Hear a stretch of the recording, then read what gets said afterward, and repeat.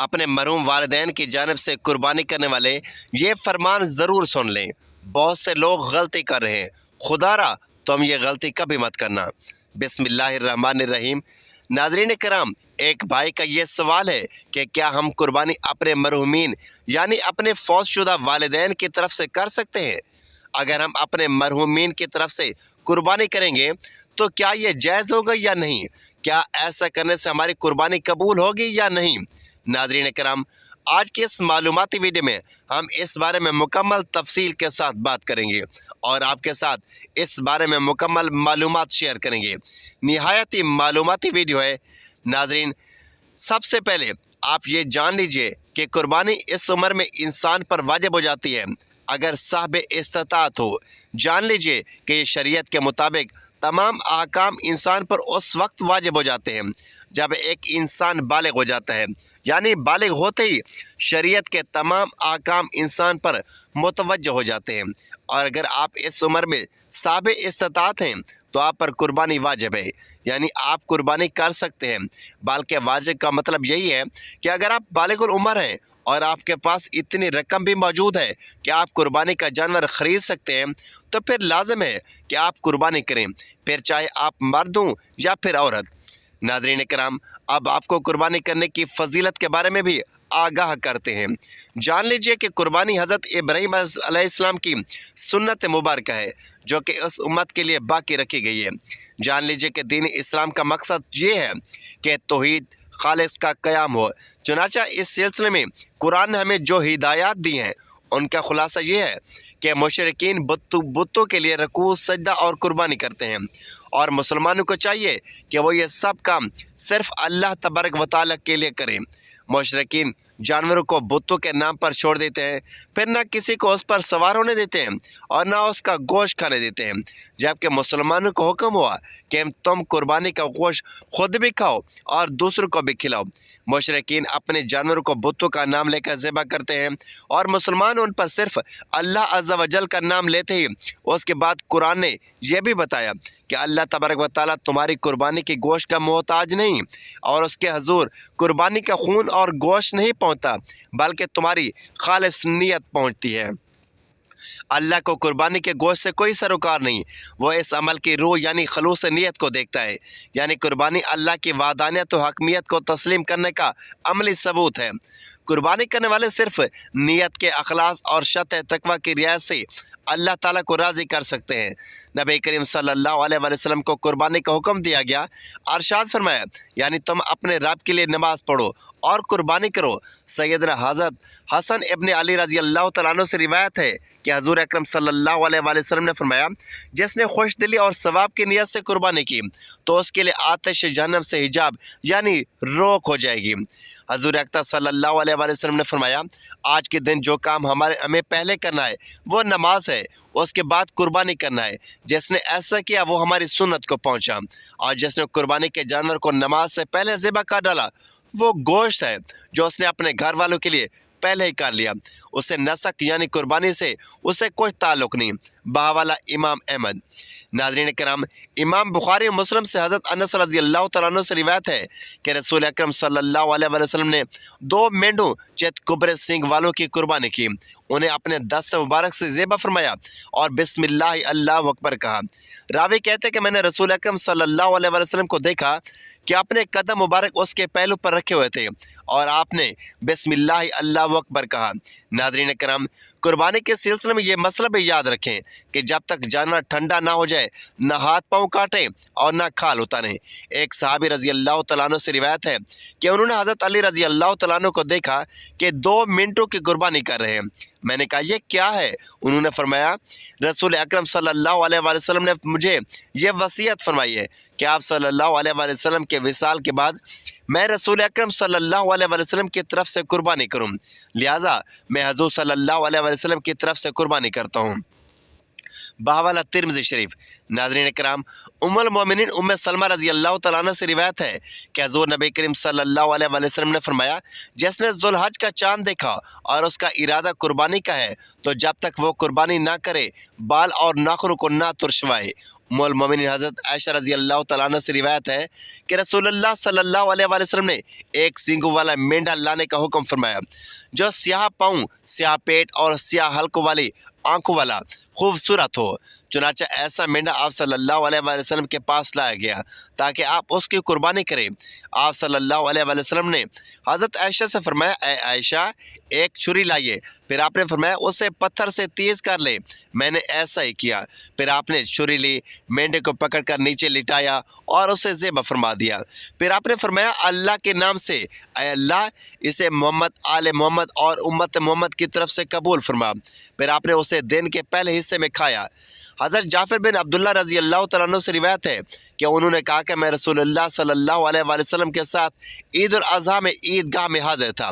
जब आपने अपना खुतबा पूरा किया तो अपने मिंबर से उतरे और एक मेंढा लाया गया तो रसूलुल्लाह सल्लल्लाहु अलैहि वसल्लम ने उसे अपने हाथों से ज़ेबह किया और फरमाया, बिस्मिल्लाह अल्लाहु अकबर, ये मेरी तरफ से और मेरी उम्मत में से उस शख्स की तरफ से जिसने कुर्बानी नहीं की।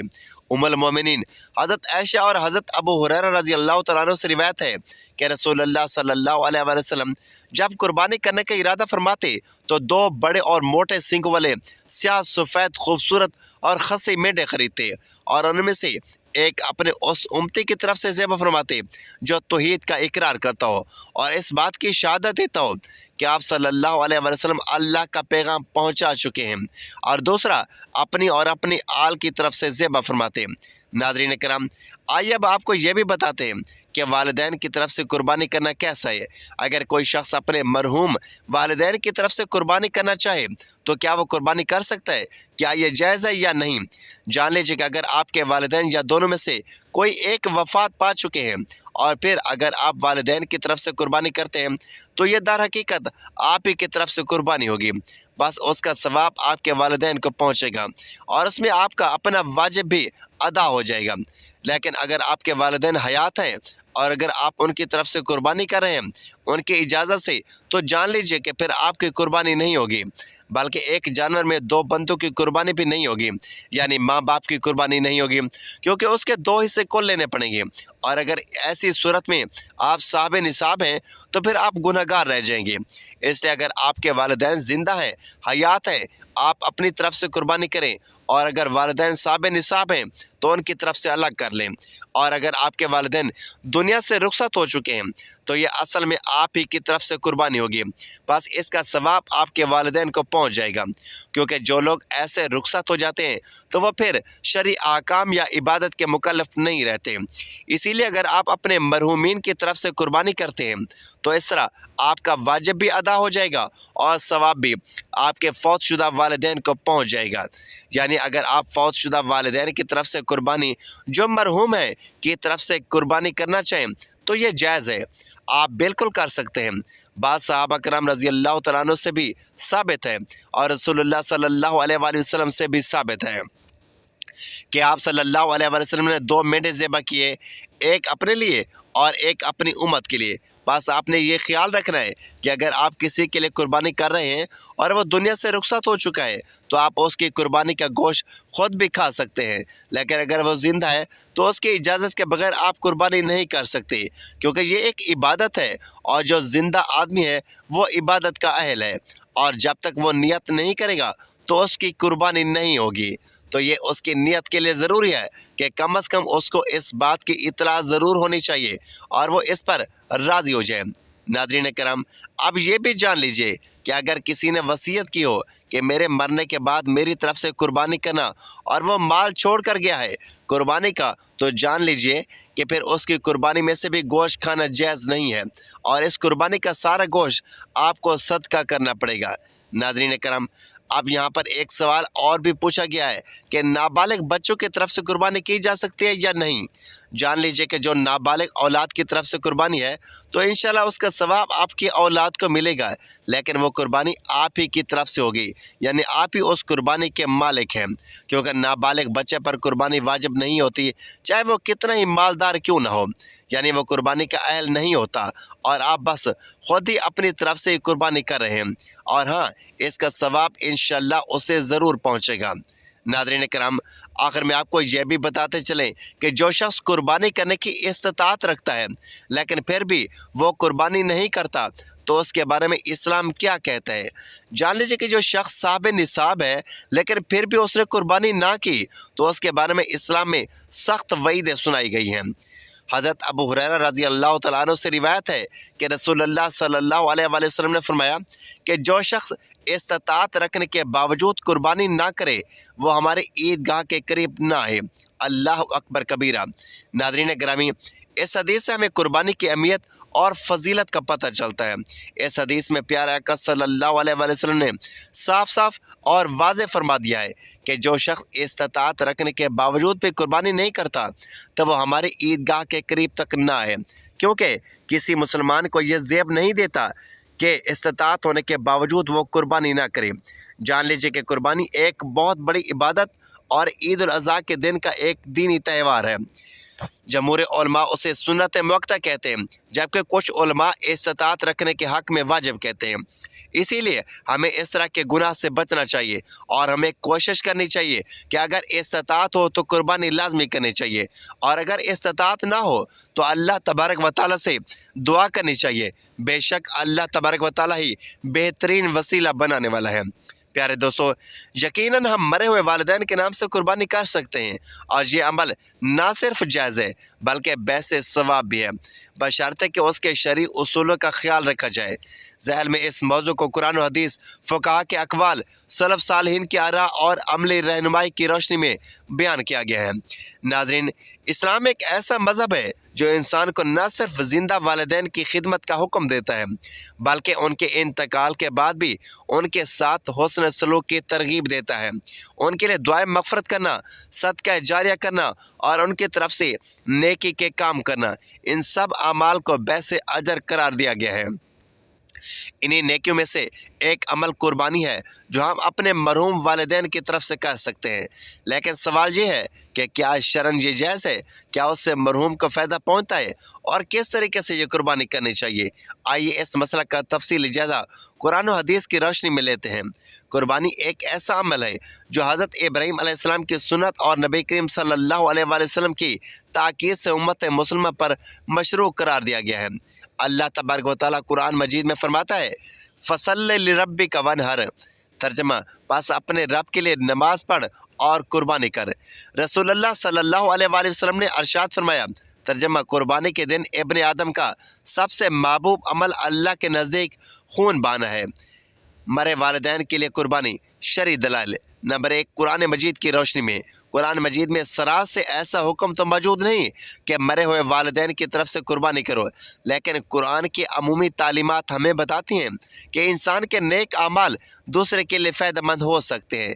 जैसे तर्जमा, और जो लोग उन सहाबा के बाद आए वो कहते हैं, ऐ हमारे रब, हमें और हमारे उन भाइयों को बख्श दे जो हमसे पहले ईमान लाए हैं। यह आयत हमें बताती है कि मोमिनीन अपने गुजरे हुए भाइयों के लिए दुआएं करते हैं और उनके लिए मग़फ़िरत तलब करते हैं। इसी उसूल पर कुर्बानी भी एक नेकी है जो वालिदैन की तरफ से की जा सकती है। नंबर 2, हदीस की रोशनी में। नबी करीम सल्लल्लाहु अलैहि वसल्लम ने अरशाद फरमाया, जब इंसान मर जाता है तो उसके अमाल मुनक़ता हो जाता है सिवाय 3 के। नंबर 1, सदका जारिया, इल्म जिससे फ़ायदा उठाया जाए, या नेक औलाद जो उसके लिए दुआए मग़फ़िरत करे।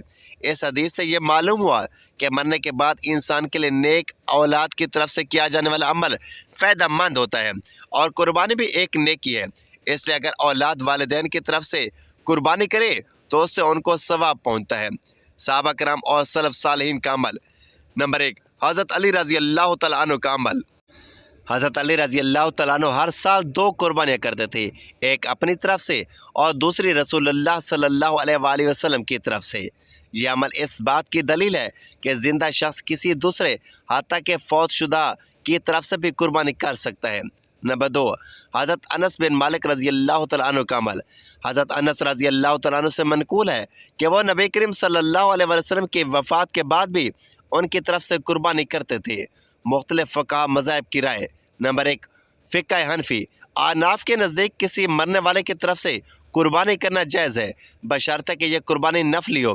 अगर मरहूम ने वसीयत की हो तो उसकी जायदाद के 1/3 माल से कुर्बानी की जा सकती है, वरना नफली कुर्बानी औलाद अपने माल से कर सकती है। नंबर 2, फ़िक़्ह माल की फ़िक़्ह के मुताबिक किसी मरे हुए शख्स की तरफ से कुर्बानी करना मकरूह है जब तक उसने वसीयत ना की हो। नंबर 3, फ़िक़्ह शाफ़िया के नज़दीक भी मरहूम की तरफ से कुर्बानी करना जायज़ है, बशर्ते कि वो नफली हो। नंबर 4, फ़िक़्ह हनाबला के यहाँ मरे हुए शख्स की तरफ से कुर्बानी करने को बैसे सवाब समझा जाता है। नंबर 1, रहनुमाई नियत। कुर्बानी करते वक्त नियत करना ज़रूरी है कि यह कुर्बानी मेरे वालदा या वालदैन या दोनों की तरफ से है। नंबर 2, ऐलान करना ज़रूरी नहीं। अगरचा नियत दिल का अमल है, लेकिन बाज़ उलमा कहते हैं कि अगर ऐलान कर दिया जाए, मसलन रसीद पर लिखवा लिया जाए, तो बेहतर है, ताकि कुर्बानी का गोश्त मरहूम के इसाल सवाब के तौर पर तकसीम किया जा सके। नंबर 3, गोश्त की तकसीम। गोश्त को आम तरीके से ही तकसीम किया जा सकता है, 1/3 मुस्ताकीन को, 1/3 दोस्तों को और 1/3 ख़ुद को रख लेना। अगर चाहें तो सारा गोश्त सदका भी किया जा सकता है। चंद अहम सवाल और जवाबात। सवाल, क्या एक ही जानवर में ज़िंदा और मरहूम अफराद की नियत हो सकती है? जवाब, जी हाँ। अगर कुर्बानी इज्तिमाई हो, मसलन गाय या ऊँट की कुर्बानी, तो मुख्तलिफ हिस्सों में मुख्तलिफ अफराद की नियत हो सकती है, बशर्ते कि सब की नियत अल्लाह के लिए हो। सवाल, क्या वालिदैन की तरफ से हर साल कुर्बानी ज़रूरी है? जवाब, ज़रूरी तो नहीं है, लेकिन अगर इस्तिताअत हो तो बैसे सवाब है। यह सदका जारिया की एक सूरत बन सकती है। इस्लाम एक ऐसा दीन है जो मरने के बाद भी इंसान के लिए खैरात, दुआ और नेकियों के ज़रिए सवाब के दरवाज़े खुले रखता है। वालिदैन की तरफ से कुर्बानी करना शरन जायज़ है और इससे उनको सवाब पहुँचता है, बशर्ते कि नियत खालिस अल्लाह के लिए हो और इस अमल में रियाकारी या दिखावा शामिल ना हो। कुर्बानी एक अहम इबादत है और अगर हम इसको अपने मरहूम वालिदैन के इस साल सवाब के लिए अंजाम दें तो ये ना सिर्फ उनके दर्जात की बुलंदी का सबब बनेगा, बल्कि हमारी दुनिया और आखिरत में कामयाबी का ज़रिया बनेगी। अल्लाह तबारक व तआला से दुआ है कि अल्लाह ताला हमें नेकी के बात को सुनने, समझने और उस पर अमल करने की तौफीक अता फरमाए। मेरा सुनाना और आपका सुनना अपनी बारगाह इलाही में कबूल और मंजूर फरमाए। आमीन या रब्बल आलमीन। मोहतरम नाज़रीन, अगर आपको हमारी ये वीडियो पसंद आई हो तो वीडियो को लाइक और दोस्तों में शेयर ज़रूर कीजिए और इस तरह के मज़ीद वीडियो देखने के लिए चैनल को सब्सक्राइब ज़रूर कीजिए।